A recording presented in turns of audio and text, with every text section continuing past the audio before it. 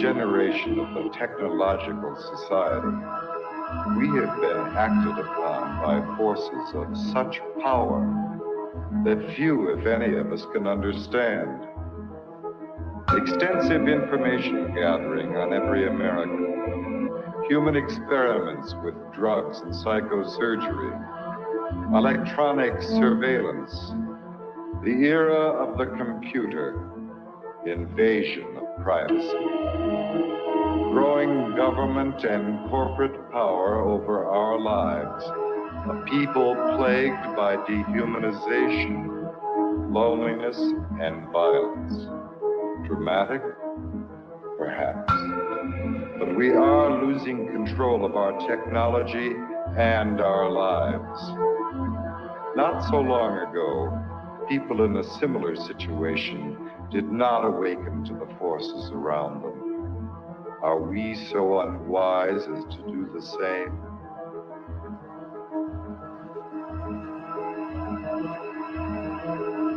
Behavior control. And then you change it up every alienated, paranoia,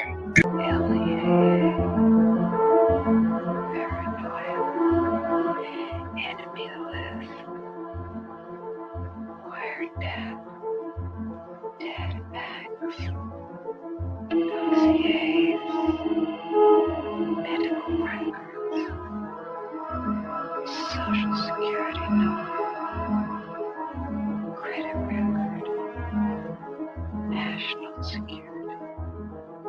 That was with another agent, Pat Webb. Pat was an explosives agent. So we kind of opened the door just a bit to the cabin. And as we opened the door, we were both pretty much overcome as we looked across the cabin at the shelves that were built on the other side of the door. We could see coffee cans and bottles and jars, and they all had labels on them, and they were very meticulously done. You could see that some were labeled with the name of certain chemicals.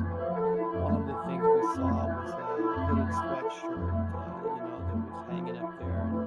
And the cabin smelled as if you might start to think, if you really think about this. This is a person who lived in this cabin.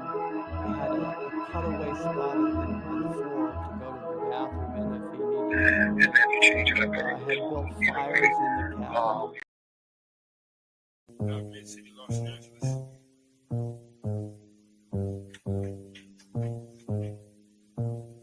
They're coming, sitting right on the keyboard. Working away. Focus, you got subtitle. I gotta go to work so I can work it out. Come on, computer, make it work. Come on, satellite, work with me.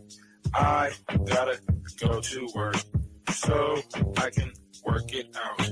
Come on, computer, make it work. Come on, satellite, work with me. I gotta go to work.